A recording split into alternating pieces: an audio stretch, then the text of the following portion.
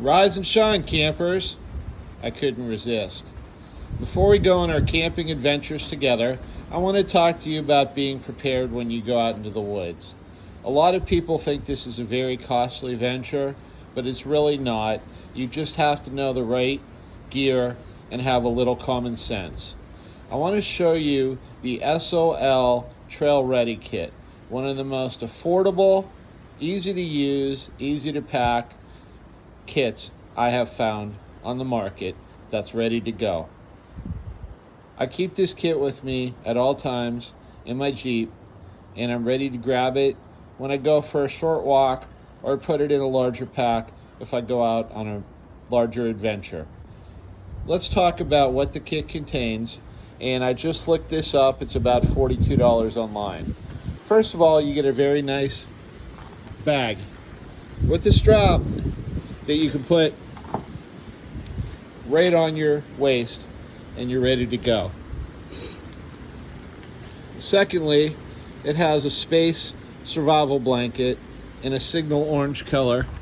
Great for signaling, emergency shelter.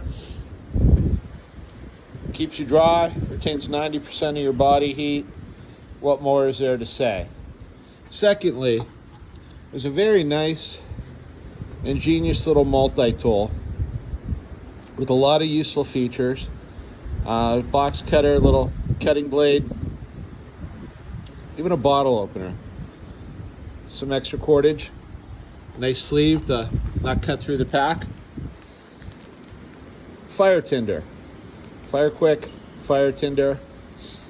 Pull one of these apart. You can probably even use half of it if you got the right materials. Get a fire going. The 4 essentials of survival are fire, water, food, and shelter, not necessarily in that order. What your priorities are depends on your situation. First of all, if you go out into the outdoors, you should have the right clothing. You should have the first line of defense be layered clothing suitable for the environment that you're in. Waterproof rain jacket, insulated fleece, wicking, t-shirt, similar sturdy outdoor ready pants, shoes, headgear, the whole 9 yards. To add to that, this kit can help you survive. With the fire tinder, they give you this quick spark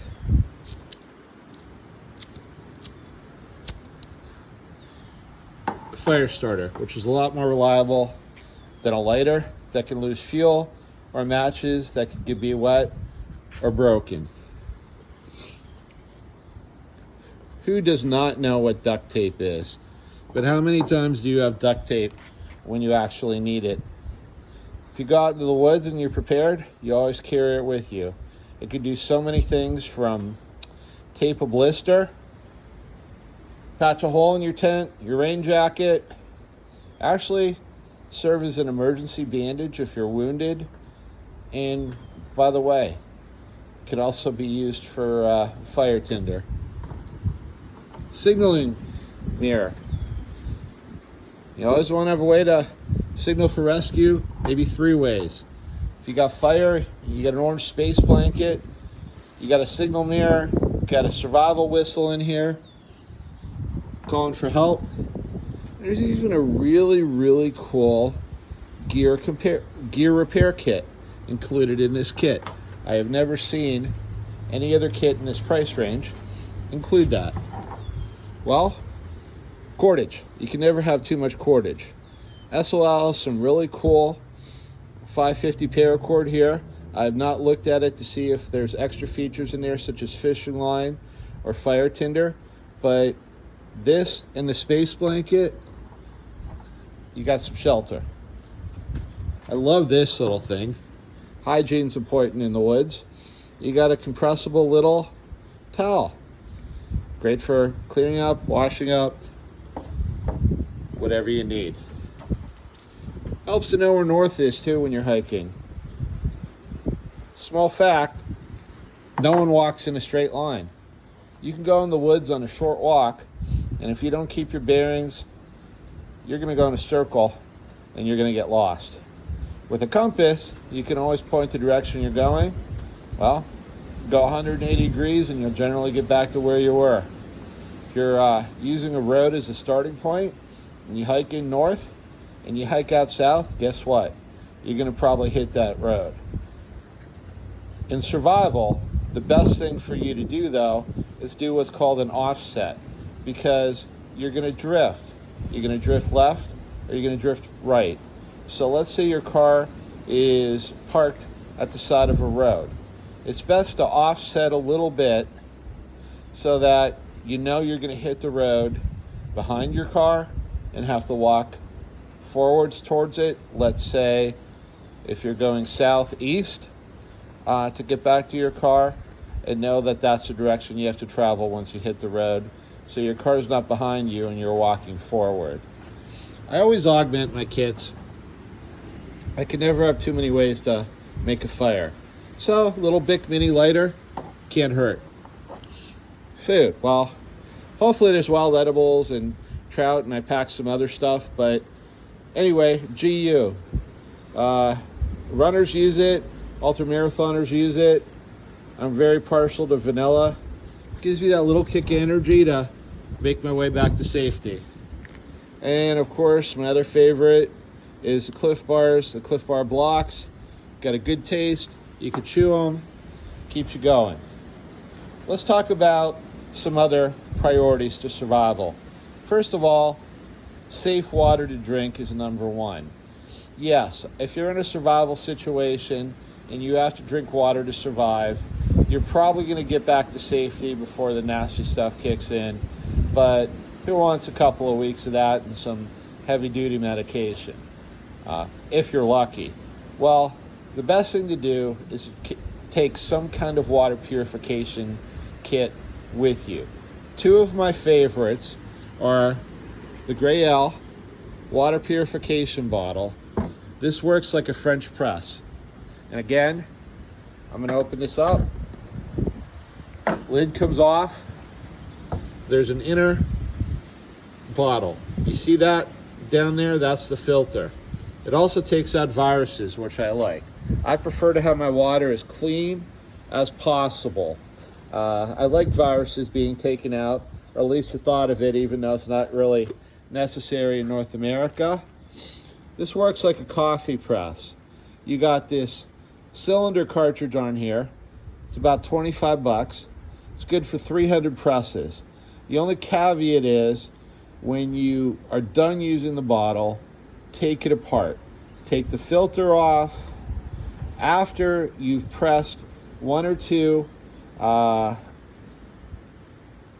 tap water bottlefuls out of it, and also then do a dry press to get the remaining water out. Set the filter aside, let it dry for a couple days. In addition, you can wash the rest of the bottle, hand wash with soap or water. But the cool idea here is you put your creek water, your pond water, your spring water. This is gonna get gross. You can go in the back of a toilet in an urban emergency, and that back water is supposed to be clean, and you could filter it. With the press, you can put, if you don't knock it down, the lid on. Leave it open a quarter of a turn. You just press that down and the gravity does the rest. Your clean water is in there. One other thing I like to carry, if I'm going light, is a Rapid Pure water purification straw. This has some advantages. First of all, if you get that Gray L frozen, if you're using it below 32 degrees, they say you can freeze it up to 3 times and it still works, but I never trust my water health on that. I'd probably replace the cartridge. So I don't use that method in below freezing temperatures. However, it may go cold on a night that you thought was going to be in the 50s or 60s. The other thing is that you always want to make sure of the integrity of your cartridges, and if you press that Gray L and it goes down real fast, that cartridge is probably compromised. What I like about this is it's a different kind of purification method. You actually can let these go down to freezing temperatures. I wouldn't recommend it, but you're okay. It has a faster draw rate, and it has up to 25 gallons virus protection, and a lot more, I think up to 100 gallons for regular parasites and bacteria and chemicals. It uses a different kind of matrix and a bonded ion attraction. But this little straw right here is probably around $30. To be honest with you, a lot of times I carry one in my pocket. I just don't want to be anywhere where I can't drink safe water. So these are two of my favorites here. When we're talking about survival and going out in the woods, one of your primary benefits are your hands. Always bring a pair of good outdoor gloves with you. Protect your hands when you're grabbing for that firewood, the sticks, those wild edibles. You just don't know. You want to keep your hands safe. And let's have some fun here. Other bottles. This is a really cool flask from Vissel that I picked up at CR Trading Post on clearance. Holds 8 ounces of your favorite spirit. I'll be honest right now, there's Bullet bourbon in there. And this is another water bottle that I picked up by the Allegheny Forest. The cool thing about this, there's a bottle opener on there for your beer bottle. In addition, this water bottle, when you screw it open, you can use it just like a regular water bottle. Let me tell you, that's the longest thread I've ever seen. Regular water bottle, right? Here's where the magic happens. You could take the bottom off, okay? You can hide a bottle of beer in here, drink it right in front of your teenage son, and he thinks you're drinking healthy water. One of my personal favorites. Last but not least, you want coffee. You need to boil some water. Another purification method.